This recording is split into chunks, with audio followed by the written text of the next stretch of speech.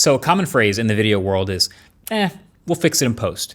Meaning the shot isn't quite perfect, but we'll just fix that stuff in post-production. Kind of like this. There you go. Or how about a little bit of this too?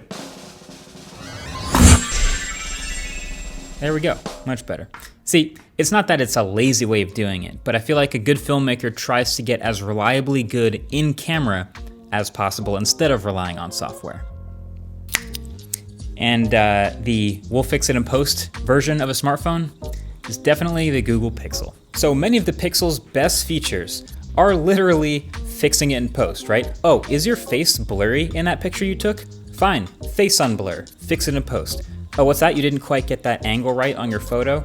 Magic Editor, fix it in post. Oh, was there a weird background audio in that video you took? Easy, we got Audio Eraser, fix it in post. And many of these strategies, with a little help from AI, actually work, and that's where the Pixel shines.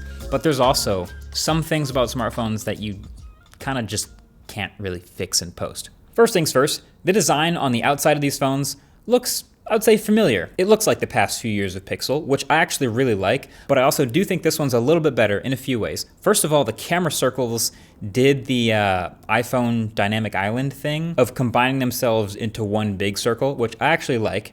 With these new bigger sensors here. And then also the Pro Pixels now have a completely flat display. So finally moving away from the slightly curved edges from the past years, and a satin back in every color, which does a shockingly good job at hiding fingerprints if you're team no case like I am. Aside from that though, everything else is right where you'd expect it. The one thing I want to see if maybe they can fix now is the dust that always accumulates like right under and above the camera bar. Probably the only way to get rid of that is to sort of curve it like they did on the Oppo Find X4 and X3, but I don't know if they'll ever do that. But the biggest improvement to the hardware though is definitely up front, honestly to the point where I feel like these new screens sort of tie the phone together in a way that they are up at the level of any other flagship phone. So the smaller Pixel 8 now has a 6.2-inch 1080p OLED display, slightly smaller than last year, and that display is surrounded now by perfectly thin even bezels all the way around, no more tiny chin like previous years, and it's now bumped up to a 120 Hz display. That gets up to a new maximum 2000 nits of brightness, which is incredible. It's super bright. They're naming it the Actua display because they feel the need to name everything, but I love how it's visible all the time. Auto brightness has also been behaving this time around, which is great. It's not LTPO though, so you'll still probably want to turn off the always on display to save a bit of battery. But then the Pixel 8 Pro has a new 6.7-inch display. It is LTPO, it's closer to 1440p, and it maxes out at 2400 nits max brightness. This one is legitimately up there with the brightest displays I've ever seen on a smartphone in person. And I definitely did not expect that to come from a Pixel. They're naming this the Super Actua display. So the result is a hardware package on the outside of the phone that honestly feels like you can put it right up alongside any flagships from Xiaomi, Samsung, or anyone else, you name it. Just from the way it's built, the way it feels, the metal rails, the satin back, the clickiness of the buttons, the super bright display, the even bezels, everything about it. This is a rare W for Pixel hardware. And then two other small things about this display though. One, it's still just a single front-facing camera at the top, but Google has found a way with software to get more information out of this camera in order to be able to use it for secure unlock for things like banking apps and logging into things. So basically, instead of adding more hardware up front, like an infrared camera or a dot projector or radar, if you remember that, they just fix it in post with software magic, and it's convenient. But then number two, the fingerprint reader has not improved. So remember we were talking about this in the past few years of Pixels. All the best, the highest end flagships feels like they all have that super fast ultrasonic fingerprint reader. This one is still optical and still just a beat slower than the high end ones. It's not horrible, but you can tell it's not as fast or as consistently accurate with like rain on your phone as something like a Samsung phone. It's also not any bigger either. But hey, as long as we're talking about the Pixel, we might as well just get right into talking about the camera, because this is where you're gonna see the fix it in post pushed to its absolute maximum, more than any other phone. So the new camera sensors across the board, they do plenty of heavy lifting, of course. It's a big 50 megapixel primary sensor shared across both the 8 and the 8 Pro, f1.7, OIS, and pixel photos They look good. They're sharp. There's tons of dynamic range as expected. Autofocus is really fast, and it can get a pretty shallow depth of field with close-up subjects, which is nice. But really, most of what you're looking at when you look at a pixel photo or video is software. So the multiple exposures blended together into a single HDR shot, the strategic relighting of recognized faces. I do feel like there's a little extra noise reduction this year, so sometimes details get kind of watercolory, but at least there's enough resolution that it doesn't look terrible when zoomed out. And I've also found there is definitely a tendency to over HDR some images sometimes. And when it comes to features, well, oh my God, there are so many now. You probably already know about Magic Eraser. Like, oh, what's that? You've taken a photo and someone's in the background, you want to get rid of them. Boom, Magic Eraser, fix it in post. Oh, what's that? You have a photo where someone's moving a little too fast or the hands were shaky and the face is kind of blurry. Well, there's a feature called Face Unblur. Literally fix it in post. And then even this new one called Best Take. People with kids are gonna love this one. Basically, you know how anytime you take a group photo where there's like 5 or 6 people in the photo, you just blast, you just take a bunch of pictures and inevitably one person's face, they're either blinking or sneezing or something. It's never perfect. But this feature will let you go into that group shot. And this is for any group shot you've ever taken in your Google Photos library, by the way, not just a shot on the Pixel. And it automatically recognizes the burst of photos and lets you pick the best face from the whole burst on each person in the photo with surprisingly impressive accuracy. You will genuinely never have that one person with their eyes closed or looking the wrong way in a group photo ever again. I guess that makes your holiday cards that much easier. But also even in videos, I've taken a lot of videos on the Pixel 8 and 8 Pro. There's a lot of processing happening. I do think Pixel video is improved over last year. It's less noisy in the shadows, and there's some nice shallow depth of field with quick autofocus. I shot almost the entire Corvette Z06 autofocus video on the Pixel 8 Pro, and I think it looks really good, but also in a lot of the shots of my face, there's this artificial brightening processing. Like you can see it in my footage before I start talking. When it lands on my face, how it just brightens up my face and adds this contrast. And just throughout the footage, there is a good amount of processed sharpening going on. Also, the audio eraser video feature is all right, I would say. Again, you can only fix so much in post, but basically they show this feature where if you're taking videos and there's some background noise, you can go into the editor and separate out like the layers of different sounds. So there's this really cool UI that they've built in that is super impressive.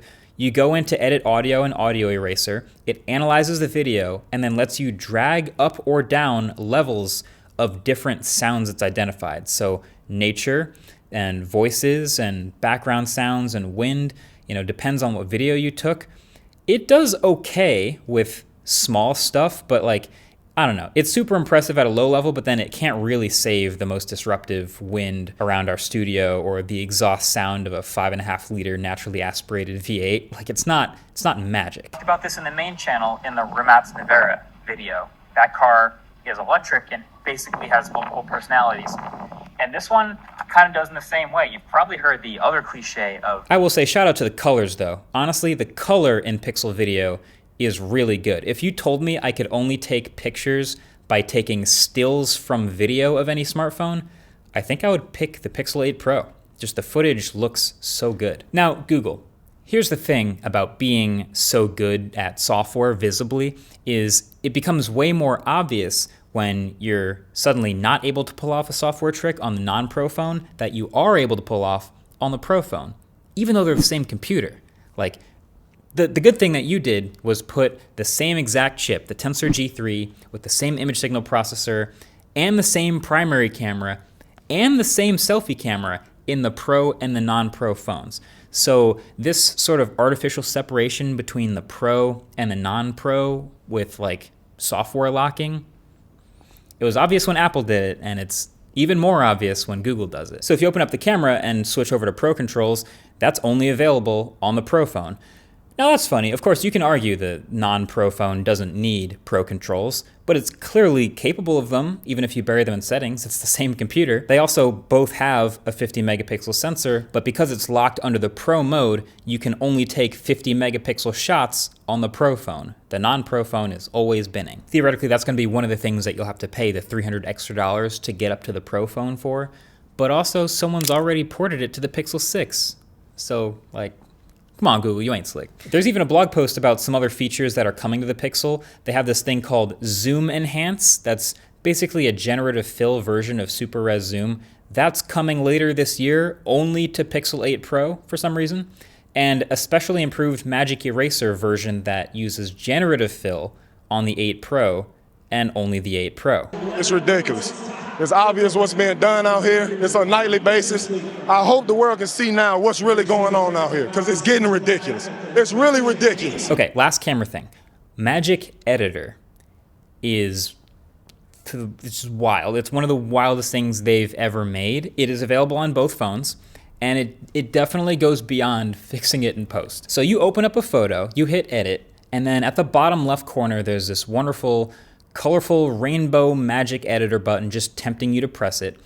From here, the editor UI is basically saying, all right, go ahead and select something with your hands, and then we can change it. We can do whatever you want to it. Select an object and you can remove it, move it around, resize it. Select a person, we can move them up or down, or hit the bottom middle button to switch the whole scene to golden hour or replace the entire sky in your photo. And then once you submit the edit, it takes a few seconds to process, and then kind of like DALL-E, it gives you 4 options of this edit to pick whichever version is the most convincing. They're not, professional photographer level edits, meaning you can zoom in and pixel peep and find some edges sometimes that look weird here or there. I also did try the exact same generative fill example that they showed in their commercials of this kid on a park bench where it impressively fills in the missing balloons. When I do it, it kind of tries to do that, but definitely doesn't do it nearly as well. But the truth is, zoomed all the way out, these are decently convincing edits to regular people. And you can just do it with any photo in your library. So it really just feels like, without knowing how to use Photoshop or any of these image generation AI tools, the Pixel Magic Editor, basically what it did is just, it lowered the barrier to entry to just lie, I guess. Now, every once in a while, I did get a pop-up box over my edit attempt that said it's unable to show results because it might violate our Gen AI terms. But I was never able to find exactly why or any trend in this. It seemed to come up more often when I tried to edit a picture of a person, but then it would totally let me just select a watermark in a photo and effortlessly delete that, which is probably going to be a concern for some photographers. So yeah, I would just say that I'm probably going to end up making an entire separate video just about this tool because it's fascinating and what it brings into the world is wild. But I don't know. What is a photo? But you know what you can't fix in post though? Battery life. You can't AI your way out of a huge 2400 nit screen burning through battery. You're just going to need the hardware. You're going to need a big battery. You're going to need an efficient chip for this one. And I'm happy to report that I have had really good battery life on the Pixels. And this is especially on the 8 Pro. So I've gotten 6 to 8 hours of screen on time regularly. Standby time has been decent. My only real question at this point is, and I only ask this because of the history we've seen with the Pixel, how long will the battery life be this good? Because, it could be great for a few months and then start to fade like previous Pixels, or maybe it'll be great for years, the whole time you own the phone. Only time will tell. At the end of the day though, the Pixel is still great at what it's always been great at, which is being smart. There are so many features, from call screening to Google Assistant everywhere, Google's stock apps getting so good. And the more I use the Pixel as my daily phone, as I have for so long, the more I just kind of get used to this stuff, and the harder it is to live without it on another phone. Android 14 has already breathed life into older Pixels already. Literally, my biggest primary bug is clicking Twitter notifications for some reason just take an extra beat and a half to open. Kind of weird. One of the new features on this one is when you're in any web page in Chrome, you can pull up Google Assistant and just ask it for a summary of the entire web page you're reading. And Google Assistant, with its new AI features, reads your screen and generates a summary of 3 or 4 bullet points that are typically pretty good. Now, I went and tried this with a few other apps, but I basically always got an error saying this app doesn't support summaries, so it looks like the app developers are going to have to opt in to have their apps scraped by the summaries, which I kind of suspect a lot of them are not going to do that. Even Google's own news app doesn't support it. So this basically is just a Chrome thing. And then after the summary, it gives you a few cards to ask follow-up questions about the subject and just keep Googling more stuff. But then just this phone gets a lot of the little stuff right too. Just the little things that make it feel like a flagship. The haptics are excellent. Like, it's got some of the highest quality phone calls I've ever heard on a phone, stuff like that. Overall, when you put fit and finish and hardware up alongside software experience, and I think these new screens especially, it feels like this is finally the generation of Pixel that is right alongside the other flagships of the smartphone world. And it gets supported like a flagship too. 7 years of software updates, 7 years of feature drop updates, 7 years of security updates, 7 years of spare parts available, and it'll do so for the new starting price of $700. And I think it's worth it. I think this is worth the new price tag. I think everything they've done, from the 120 hertz and the brighter screen across the board, this is a phone that I would have no problem recommending. Now, is the $300 extra for the Pro worth it? That one's going to be tough. And again, it's because Google did such a good job with feature parity, same chip, same primary camera between these. So it's going to come down to the couple of small differences between them. Do you want that telephoto camera and the bigger screen, bigger battery, bigger phone? The temperature sensor, I don't know. This is harder to recommend the Pro for most people, but the Pixel 8, this is a good phone. So that's basically it. Thanks for watching. Catch you guys in the next one. Peace.